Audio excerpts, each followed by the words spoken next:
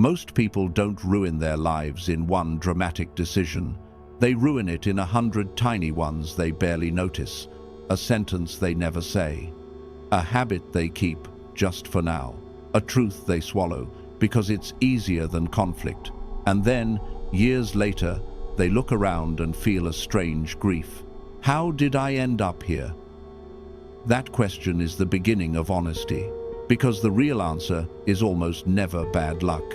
It's not fate, it's not the world, it's us, our patterns, our shortcuts, our small betrayals of ourselves that compound until the life we're living feels like it belongs to someone else. Dostoevsky understood this kind of self-destruction better than almost anyone. He didn't write about villains. He wrote about ordinary people who become their own villains, one rationalization at a time. People who want to be good, but keep choosing what is comfortable. People who crave freedom, but keep building cages with their own hands. People who want meaning, but keep numbing themselves so they don't have to feel the weight of living. And here's the uncomfortable part. We usually don't sabotage ourselves because we hate ourselves. We sabotage ourselves because we're trying to protect ourselves from embarrassment, from rejection, from failure, from the terror of being truly seen. So we choose the safe version of life, and then we slowly suffocate inside it. Notice how sneaky it is. You can function while sabotaging yourself. You can pay bills, reply to messages, smile in photos, and still be quietly betraying your own potential. In fact, that's why it lasts so long. Nothing collapses immediately, so you assume it's fine. You tell yourself you'll fix it when things settle down. But life doesn't settle down, it keeps moving. And the longer you postpone, the heavier it becomes to start. And it's rarely because you lack knowledge. You already know the obvious moves. Sleep earlier, stop feeding the addiction, leave the relationship that drains you, apply for the job, make the call, write the first page. Sabotage isn't ignorance. It's the gap between knowing and doing, powered by the emotions you're avoiding. That's why two people can have the same information and live completely different lives. One uses discomfort as a compass. The other treats discomfort as a stop sign. Think of the last time you knew what you needed to do, but didn't do it. Not because you couldn't, because you avoided the feeling that would come with doing it. The awkward conversation, the hard workout, the lonely night, the risk of trying and not being praised. That's where sabotage lives, not in the big events, in the emotional avoidance. Dostoevsky's characters keep returning to one truth. The human being is not just a rational creature. We're a conflicted creature. We can see what is good for us and still choose the opposite. We can crave peace and still provoke chaos. We can want love and still push people away. And then we can sit in the wreckage and act surprised. So in this video, I want to show you 4 ways we ruin our own lives, the Dostoevsky way. Not through bad morals, but through inner division, through pride, through resentment, through self-deception, through the strange addiction to suffering that makes us sabotage happiness when it finally arrives. This isn't a lecture, it's a mirror. And if you're brave enough to look into it, you'll see something powerful. The moment you recognize your sabotage, you also recognize your exit. One of the most dangerous ways we ruin our lives is by turning pride into an identity. Pride isn't always loud. Sometimes it's quiet. It's the refusal to ask for help, the refusal to apologize first, the refusal to admit you're lonely.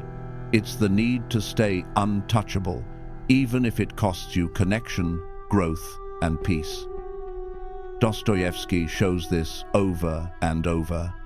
A person would rather suffer than be humbled, because humility feels like death to the ego. It feels like shrinking. It feels like losing status. So we choose the slower death instead.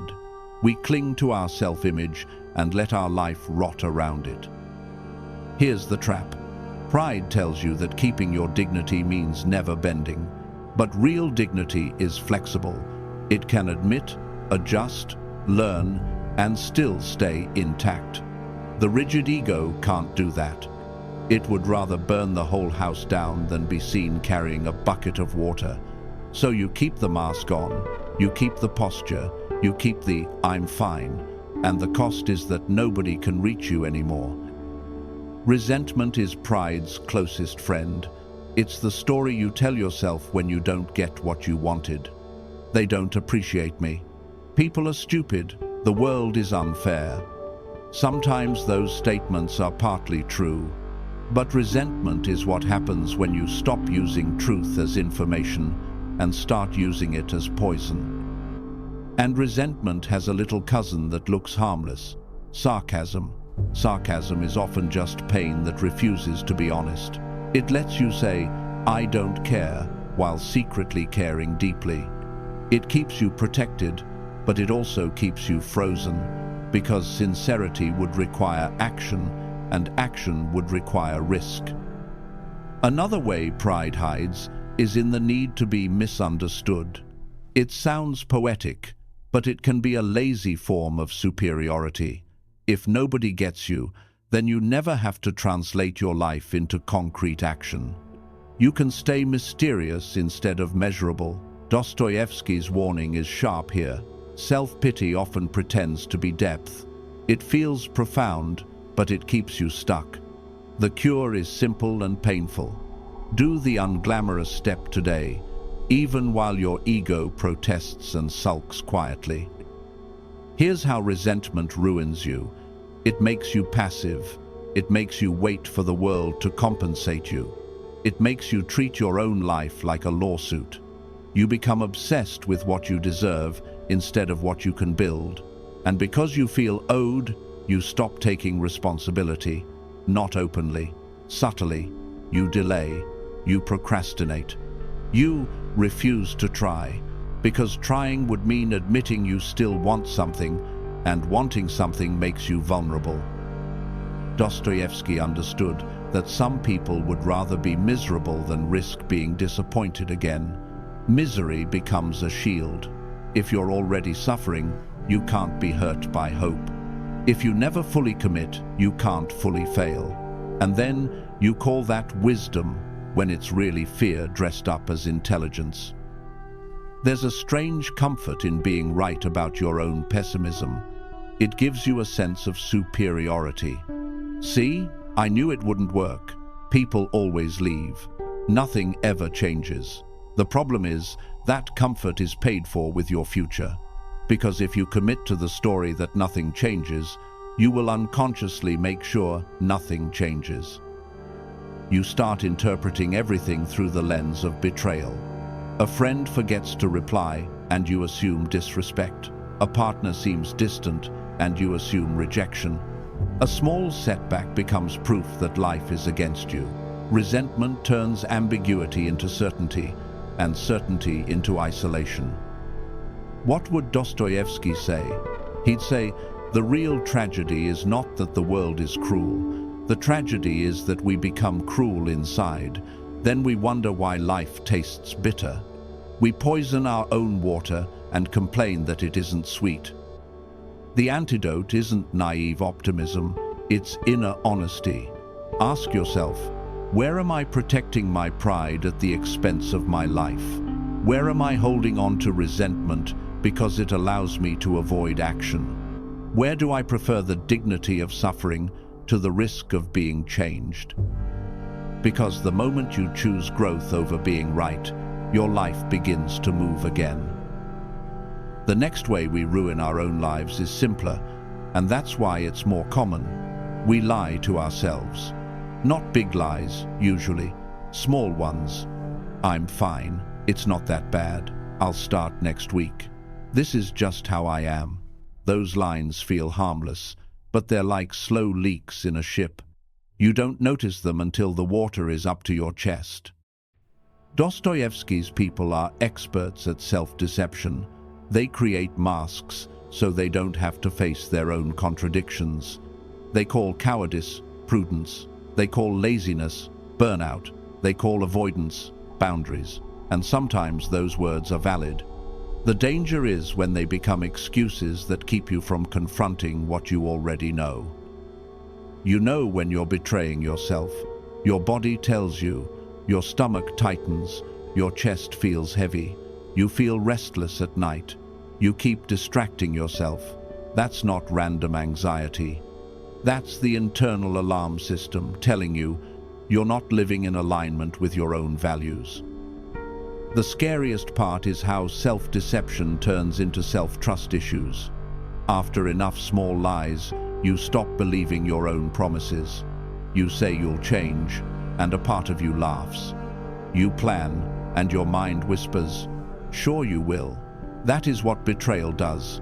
It doesn't just hurt the future, it poisons your relationship with yourself. But instead of listening, we numb, we scroll, we snack, we drink, we stay busy. We fill our days with noise, so we don't have to sit in the quiet where the truth gets loud. And the mask has a cost. The longer you wear it, the more you forget what your real face looks like. You start performing even when you're alone. You become a character in your own life, managing impressions, avoiding shame, chasing approval. Eventually, you lose the ability to tell the difference between what you want and what you think you're supposed to want. Dostoevsky is merciless about this because he knows the result. A life that looks normal from the outside and feels unbearable from the inside. That's what happens when you betray your truth long enough. You can have a job, a relationship, a routine, and still feel like you're watching someone else live your days. So what's the exit? It's not a sudden transformation, it's a return to precision. Stop speaking vaguely to yourself. Replace "I'm fine" with "I'm avoiding something." Replace "I can't" with "I'm afraid." Replace "This is just how I am" with "This is what I've practiced." That last one matters, because most personality is repetition. Your temperament might be real, but your habits are trained. Your avoidance is trained. Your self-sabotage is trained. And what is trained can be retrained. So, when you start telling the truth, start small and keep it consistent. Don't make grand vows. Make tiny, repeatable agreements you can actually keep. 10 minutes of honest work. One message you've been postponing. One walk when you don't feel like it. Small integrity repairs the bigger fracture. Start with one honest sentence a day. 1. I'm lonely. I'm jealous. I'm wasting time. I miss my own ambition. Say it without punishment. Say it like a doctor reading a diagnosis. Because you can't treat what you refuse to name. Now we get to the darkest one. The one Dostoevsky keeps circling like a wolf. Sometimes we ruin our own lives because suffering gives us an identity. This is hard to admit, but look closely and you'll see it. Some people cling to their pain because it makes them special. It gives them a story. It gives them a reason. If they let go of suffering, they wouldn't know who they are. And the terrifying question would appear, if I'm not struggling, what am I responsible for? Pain can become a hiding place. If you are perpetually broken, you never have to risk building. If you are perpetually wronged, you never have to risk forgiving. If you are perpetually disappointed, you never have to risk hope. Dostoevsky saw that human beings will sometimes choose misery on purpose just to prove they are free. It's irrational, but it's real. We will sabotage a good opportunity, ruin a healthy relationship, delay a meaningful goal, simply because part of us can't tolerate the idea that life might actually be okay.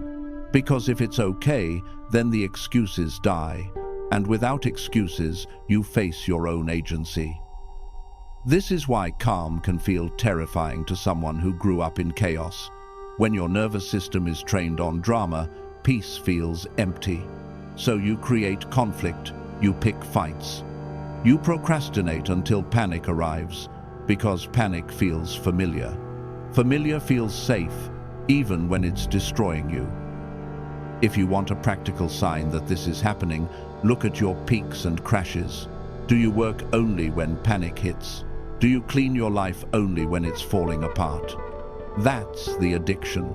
You've trained yourself to need crisis in order to feel alive, and when things get quiet, you feel restless, so you manufacture a problem just to have a pulse. Breaking this pattern starts with understanding your reward. What do you get from your suffering?